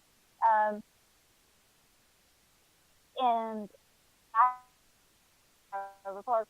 It's very, very, very how canonically Eddie's has been, and so I hope that if we get a sequel, that they kind of mend that a little bit, maybe change up some of the symbiote's dialogue. Uh, it's so weird to me to hear so many English colloquialisms from the symbiote, and that's just kind of my take on that. So I think there are things that they can clean up a little bit. Like I recognize it's an alternate universe and that things are going to be different. I just don't want to watch a movie where every time like I hear like a certain phrase or a certain mannerism, I think of Flash. Because I don't want to think of Flash. I want to think of Eddie, and that's how I feel about that. I said this earlier in when we were talking about it. It very much does remind me of like an early 2000s superhero movie, like Ghost Rider or something. Like story, but there are a lot of enjoyable moments in it for like the cheesiness and goofiness. I think another big complaint I have is that the fact that cutter movie, like it doesn't do much that's different other than having like two main leads. It you have like the guy getting his powers, how to use them over the course of the movie,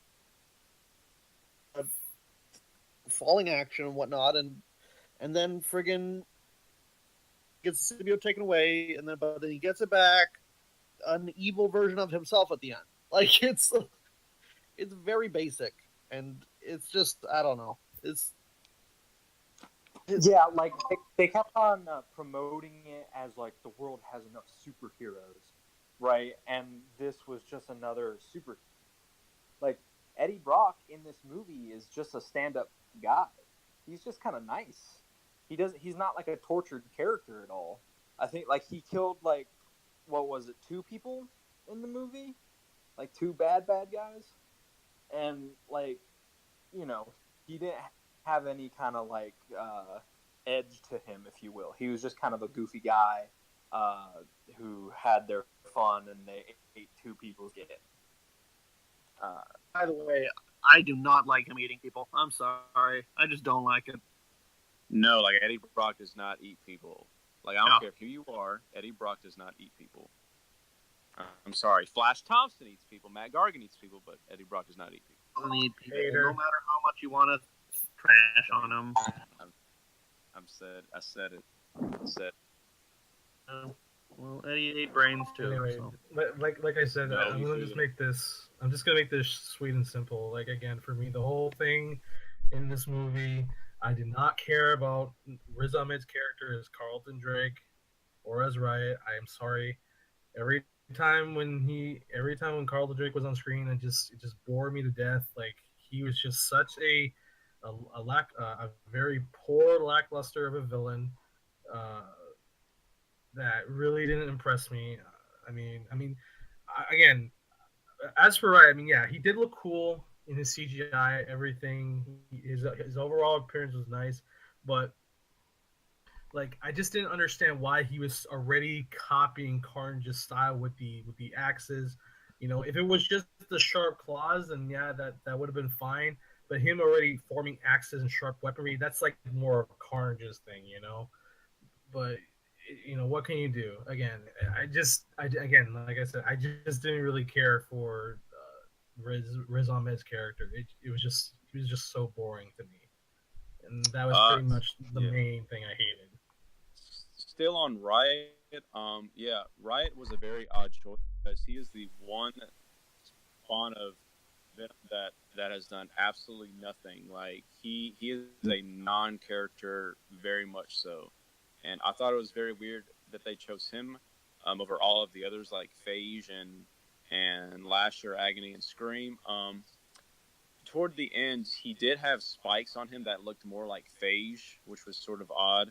But then also I was kind of confused on the fact that he and Venom, along with Riz and Eddie, both kind of bonded. That was sort of weird, like wasn't it?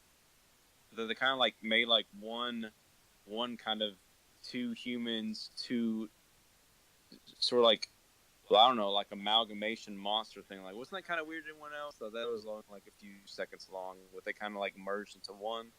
No, yes. I mean, yeah, when he like absorbed him. Yeah, like or something. Where Yeah, they were like, and this, it was during that final fight scene, and there's a point where essentially Venom is absorbed into Riot, but Eddie is also absorbed into the big mass. Yeah. And the only thing that I could compare it to is that really strange arc where it was like post Venom finale, and Venom and Eddie Brock reabsorbed the Carnage symbiote, but but obviously Cletus was left alone in his cell, and like they never actually developed that, and it was just kind of a really bizarre issue that didn't make much sense at all.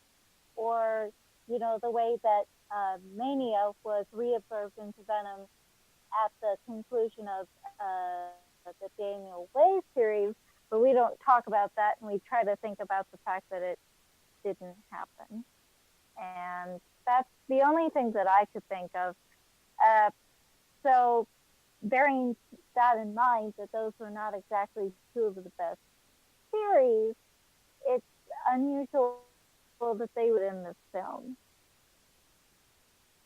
Also, I just want to say, very missed opportunity. Anne is picking up, like after she sees him as Venom, and she's like driving to the hospital. She's like, "Oh, come on, you need to get on some better clothes or whatever." And I really wish the symbiote would do like, "Don't worry, we got it covered," and just shapeshifted different clothes for him. But that did not happen. He gets like a leather jacket or something. Well, I think this is a good point where maybe we can each give it a rating just to close out the review so we can move along.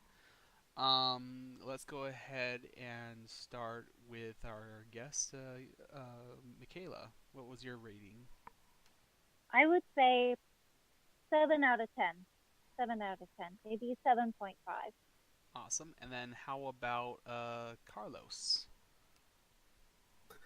Yeah, I'm with Michaela on this one. I'm gonna also give the movie a 7 out of 10. That's what I originally posted on the forums and on Facebook. So I give Venom a 7 out of 10.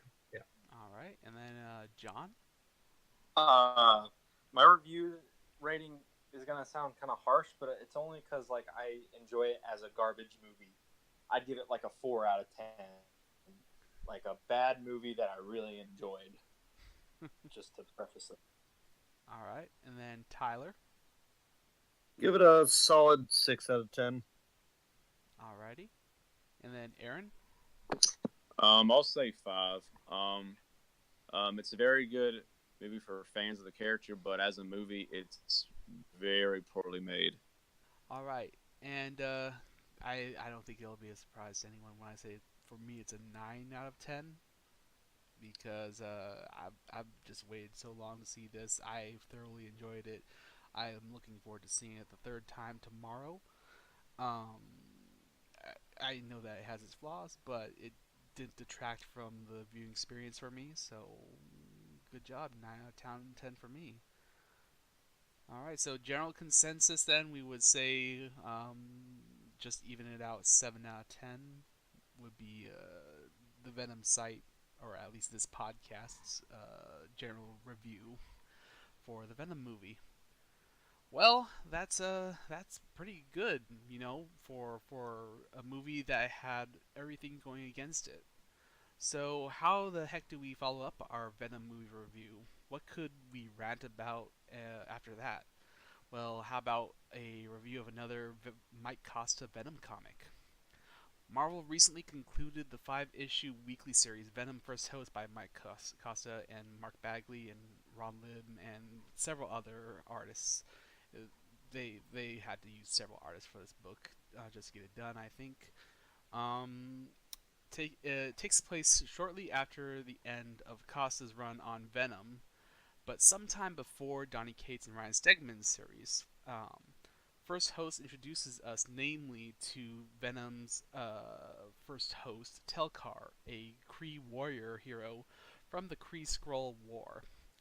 Tel'Kar walks back into the symbiote's life and abducts it from symbiote to finish his mission of Skrull genocide. Eddie is forced to seek help from Melans, a Skrull war bride tasked with killing Tel'Kar before he can unleash a deadly super virus. But Eddie can't fight a symbiote-empowered Tel'Kar alone, so he temporarily bonds with Venom's latest spawn, Sleeper, who possesses new, unique abilities and a surprising affection towards its parent. The story ends with Tel'Kar being betrayed by his own people, his plan in shambles, and his mind being lobotomized by Sleeper, turning him into a mindless host for the fledgling symbiote. Venom and Sleeper part ways with Sleeper taking off to explore space, and Venom returning to his life or picking up its shattered pieces. I know this short series didn't really sit well with many of us, but Michaela, you were a bit wary about sharing your thoughts about it when we invited you because of the general consensus of our community. So, what was your take with Casa's swan song for Venom? Okay, here we go. Um, well, I will fully admit that I went into this series pretty biased against it. My initial hope and indeed my excitement for this series had been really hinging on the involvement of Flash Thompson, since none of this series would have been possible without him and without what happened in Robbie Thompson's Venom Space Knight, which is indeed Venom and Flash going to the world that apparently Tel'Kar completely decimated and used used Venom to do it, and that is one of the most powerful things that I've ever read in a Venom comic. Just the way that Flash is trying to convince Venom that no, you are better than this, you are above this, and what happened to you does not define who you are. And so to write this series without having Flash in it or even mentioned, yes, he was alluded to in one panel, but that was one panel, and I just find it a huge disservice to his character and his legacy to write about purpose and not have him be involved with this. Um, and of course, this is all because he was killed in Amazing Spider-Man 800, which I can't believe that. Well, my Casa had to have known that Dan Slott was planning on doing that and series anyway. So I was immediately cynical about the series when I read about the death of Flash Thompson. And my other big gripe is that one of my favorite Avengers story arcs is the Kree Skrull War, and Mike Costa's seeming lack of real knowledge of continuity and canon within what was a really, really big event in the story of the Avengers and the Fantastic Four is a little bit insulting. And I don't like him messing with characters' legacies, and the way that he tries to just brush some things off is very irritating to me. And I don't like that he only named the spawn on his social media rather than within the pages of the comic, and that people are just adapting the name Sleeper for it. And I don't like that the Spawn then took Tel'Kar's, you know, brain dead body and then was like, well, I'm just gonna go off into space and I'm going to go do my thing and take this body, and everything will be fine. And basically, you tried, and not even bidding farewell to its parent, and just so many things rubbed me wrong with this series. And I just, it's it's a shame that even things that could have been good, ultimately I was just disappointed with. And um, and I know that that might not be a popular opinion. I know a lot of it is colored by the fact that I am still upset about the death of Flash Thompson. I'm still upset about Venom Inc. And most of what Costa wrote in his 2016 series it's about as good of a swan song as ASM 800, and that wasn't a very good swan song at all. And so that's, I just, at this point, I can only hope that Mike Costa is not going to be writing anymore for Venom because I don't want to see it. And that's just my honest opinion. I think it's a pretty good indicator. Like, if you were following Mike Costa on social media as First Host is coming out, you can kind of infer that he might have been reading some of our critical reviews and not really taking it too well. Like, he seemed to. I mean, I don't want to say he was, but from what we could tell, he seemed a little bitter that we weren't exactly loving First Host as much as he may have hoped we would. Um, and it's just a matter of uh, you know we his run with Venom before First Host was a mixed bag. Like, for the most part, it wasn't fantastic. Um, it like it his characterization of Eddie Brock was all over the place. He started off with Lee Price, and we all know how that ended up. It was not a fun ride with Lee Price, and it felt like he was really trying to rehash the idea of Lee Price with First Host, and that's why I don't remember. I think it was someone that Tyler was following who nicknamed him Cree Price. So now we have Lee Price and Cree Price because they're essentially the same character at this point. Even look similar. It's really stupid. Yeah. So I think uh, this this was more so of Costa trying to maybe redeem himself, but drive home the point that this was the story he really wanted to tell. A story that didn't it I don't think it did very well with most of the people who read it. It's not. I mean, I'm kind of going in circles here, but it's it wasn't a great swan song for him, and I don't know if Costa's going to be back. I think after First Host, he might reconsider if he was ever to come back. I don't know, but it it was not a great ending, especially since, as you said, he never once named the Spawn he created in his series. Never named it. It was only named in the letters, and not the letters, but it was named in the editorial blurb at the beginning that gives you some context to the story. Like, it just all of a sudden, Recap page. yeah, the recap page. So yeah, it's like, okay, his name is apparently Sleeper, but that's never ever mentioned in the comics. No one's ever gonna know.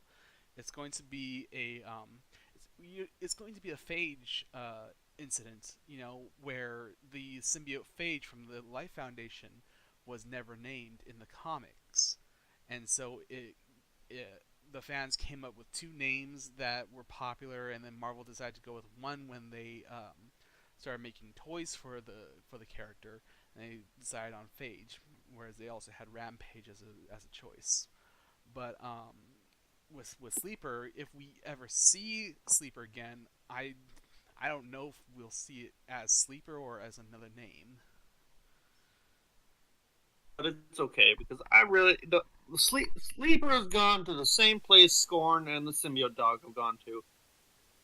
So, Yeah, and we're never going to see them again. that's pretty much what happened. I mean, I have never really, again, after what happened in Venom Inc. and and now this whole thing that he made a big deal of Venom spawning again. I mean, yeah, it's great that we have a new symbiote going around, but again, it's just like now they're putting him on the shelf for who knows how long, and he's essentially just piloting a dead uh, Tel'Kar body. That's it. That's pretty much what it is. And I mean, again, I'm gonna make this short and simple. And like I said before on the forums, I do enjoy Mark Bagley doing Venom. That will never get old for me. Him drawing Venom, for as long as he can. The guy is pretty old too. Again, the only thing great about this whole run was his art. His art was always and forever will be great. He knows Venom very well as a character, and him doing the new designs of Sleeper. I didn't mind Sleeper's design. It was pretty neat. It kind of reminded me of Space Knight Venom with a new twist to it. With the green color scheme, it wasn't too bad. But this whole plot with Tel'Kar being the first host, it was just so rushed. It made no sense to me. I I think it should be thrown away, and I don't know. But I guess it's the new canon now. We can't really argue that. But it's a pretty shitty one. It's just you know, Talcar was just such a generic. We feel bad for him about the whole war with the scrolls, and the next thing you know, he's already evil. He takes Venom away, and he just tries to eliminate all the scrolls as much as he can. And it was such a waste of time and a waste of effort on Mike Costa's part because there's no real big payoff for this, and now Sleeper, he's just gone to space now and he wants to explore the universe. And and the thing that kind of bothers me is just like I made the meme where Venom hates Carnage, but he just adores Sleeper like it's his firstborn, and I just kind of found that weird. It's just I like we said because symbiotes are not known to latch on or keep their offspring, but for some reason Venom was just extremely attached to his new spawn, which I kind of found odd, but still, I don't know. Overall, this series wasn't that great, but the art from Mark Bagley will always be a treat. So at least we got that, and that's Yeah, I but all I will have to say say. on the symbiote family concept thing that the in the X Men Blue crossover there was that scene where there was the little like group of symbiotes that were being taken from Splinter and that they, obviously had concern for each other. So I think it may be a matter of like uncorrupted versus corrupted symbiotes. Um, I'm not sure. I'm just speculating. And I do want to say one thing about I guess I'll go with Sleeper since everyone's using Sleeper. That I was really disturbed by what Costa decided its quote unquote like special ability would be, which is essentially like the use of pheromones. And the reason I have a problem with it is because then you get into really strange ethical territory of like why would Eddie Rock be so like okay with this and mm, why does the symbiote seemingly not have any real sense of like morality, even though apparently they've been spending all this time with it and trying to teach it so well, but apparently that was all for naught, and it was just kind of a and just the manipulating Milan's is frankly a little bit of a misogynistic uh, plot device, um, and he hasn't always treated his female characters that he's written very well. He did Claire Dixon real dirty. He completely character assassinated Liz Allen in First Coast. Um, I'm honestly kind of sick of it, and that's another gripe I've had with him for a while now. it's funny because the way you're making it sound, the date rape symbiote with its new powers. So I mean, I wouldn't describe it like that. I just it has some very messy implications, and it doesn't make any sense that this symbiote would have that kind of ability without like having been bonded to I don't know, a metahuman Learns that the powers immediately. already, Like yeah, exactly. overall, I would say this was a bad story, plain and simple. And I positives of it, like Carlos said, there was the art, sure, but the thing is, the art was all over the place because of the constantly switching artists. Like in the same book, the artist switched like 3 times sometimes, and it was just to be so hectic. And none of the art was bad per se, but it was just so jarring to go from one artist to another, on like from one page to the next.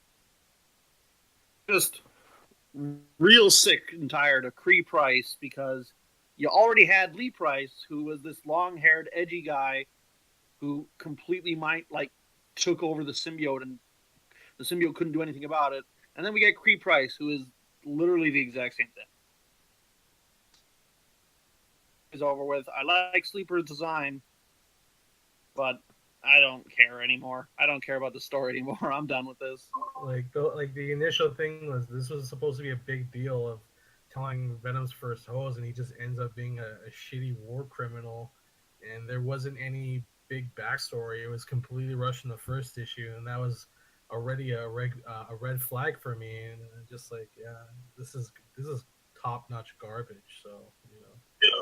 You just know that Donny Cates is basically rubbing his temples like, all right, I fixed Bendis's stuff. Now I got to find a way to fix this. So. All right. Is it finally my turn? Yeah. Okay. Philadelphia. So, as I've said from the start of Mike's series, yes, it's been a mixed bag, but I think that's always been part of what we all love about Venom. Is that some of the series can be pretty good and some are pretty bad. And that's what I sort of liked about this series. You know, like starting off, we didn't know if Eddie Brock was going to come back. When we had Lee Price, we thought that was awful. But then when Eddie Brock came back, you know, the quality started to go up. But then some of the series were kind of meh, like the dinosaur was kind of meh. But then we sort of got more strides in the right direction. With this series, I think this was the culmination of what the entire series was about. How Eddie and the symbiote both grew, and they had this new spawn together. You know, it's kind of interesting. You guys are saying you don't like Cree Price, and I would say that's sort of the point. You know, when we start off with Lee Price, it was like you're supposed to like this guy because he's a new spawn of Venom. You know, it's gonna be interesting. It's gonna be fun, but the way he was written, we weren't supposed to like him at all. Now, with uh, uh, and I'm already forgetting this dude's name. Tel'Kar. See, you can't even remember it. That's how memorable he was. That's because you guys keep saying Cree Price, okay? but we knew that Venom had a first host ever since Space Knight, and like even then, he said that host put anger and rage in my heart, and so like we knew this guy wasn't going to be a good guy from the start. But what I found it sort of interesting is that I kind of saw him as a kind of a mirrored reflection of Eddie.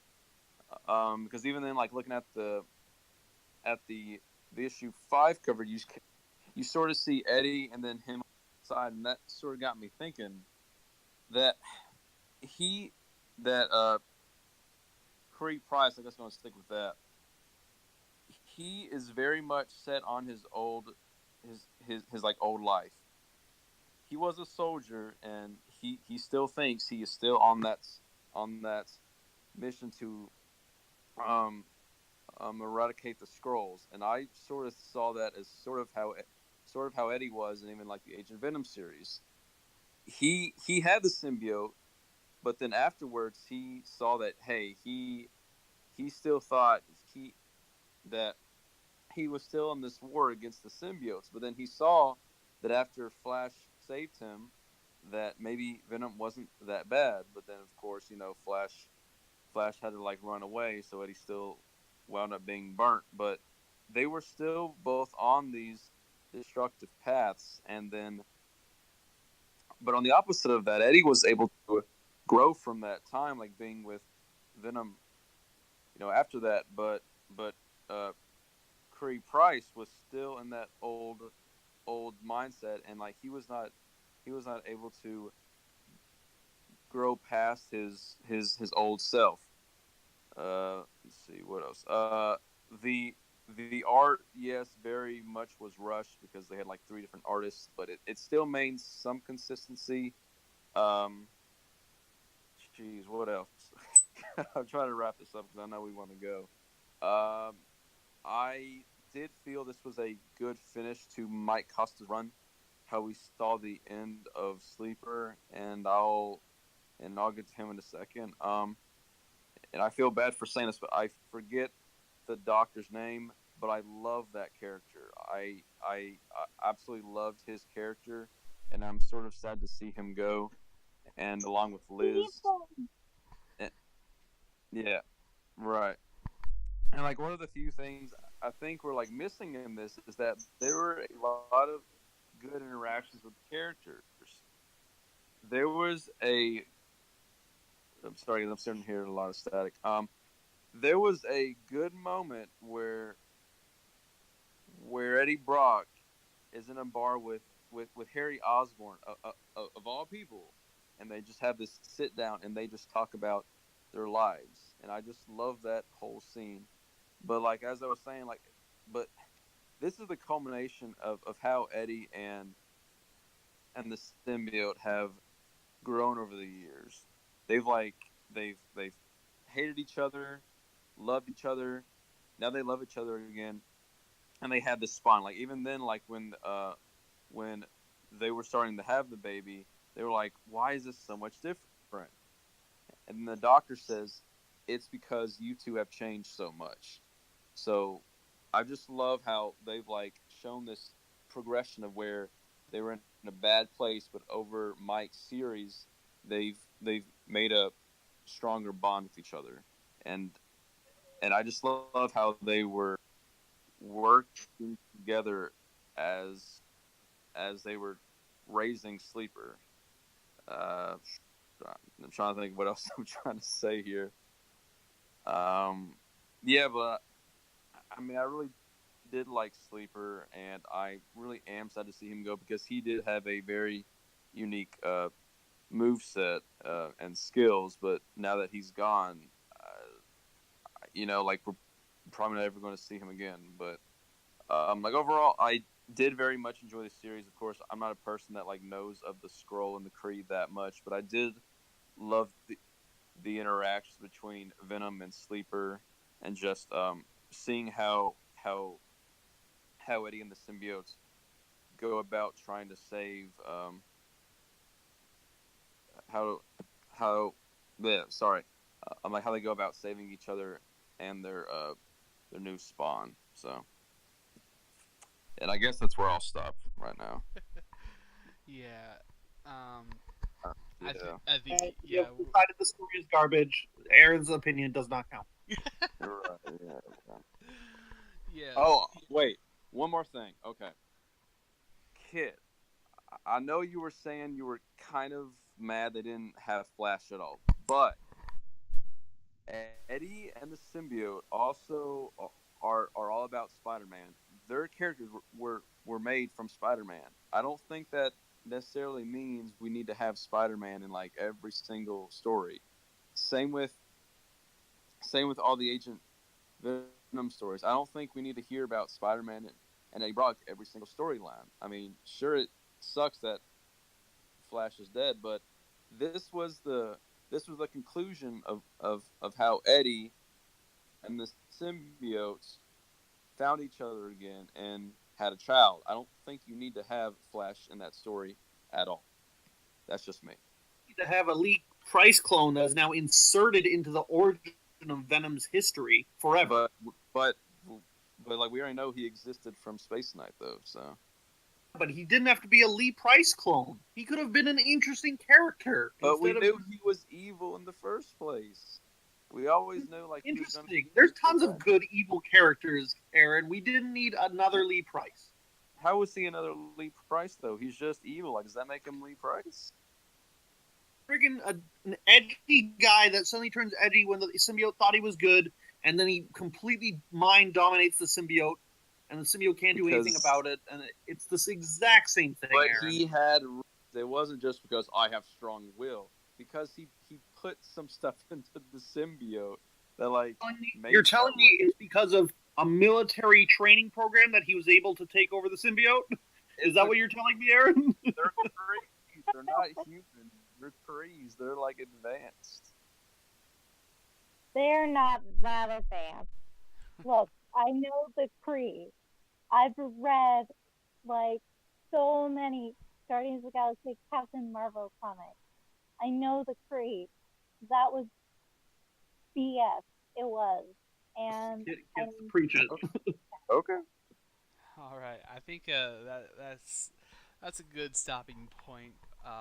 I think the culmination of that conversation is, you know, so long and thanks for all the fish, Casa, and now Sleeper is just a symbiote that we used to know. So with that, I like to say thank you, everyone. Unfortunately, our friend John had to sign off. He was running out of battery on his phone, and it's quite late right now as we were recording this. So that will do for today's episode. If you'd like to participate in a live audience for a future We Are Venomaniacs episode, just join our Discord server by following the link below, and then check out the podcast chat channel for details about our next recording date. We can make we'll make announcements on Discord, Twitter, Reddit, and the Venom site website for upcoming recordings. And as always, thank you to my fellow hosts, Carlos, John, Tyler, and Aaron for joining me today, as well as our special guest, Michaela. Thanks to everyone at the Venom site for permitting us to make the podcast under the TBS banner and all of your generous support. And finally, thank you, loyal listeners and fellow Venomaniacs. You guys make an awesome Venom community, and it's an honor to be your voice on the airwaves. Together, we are Venomaniacs.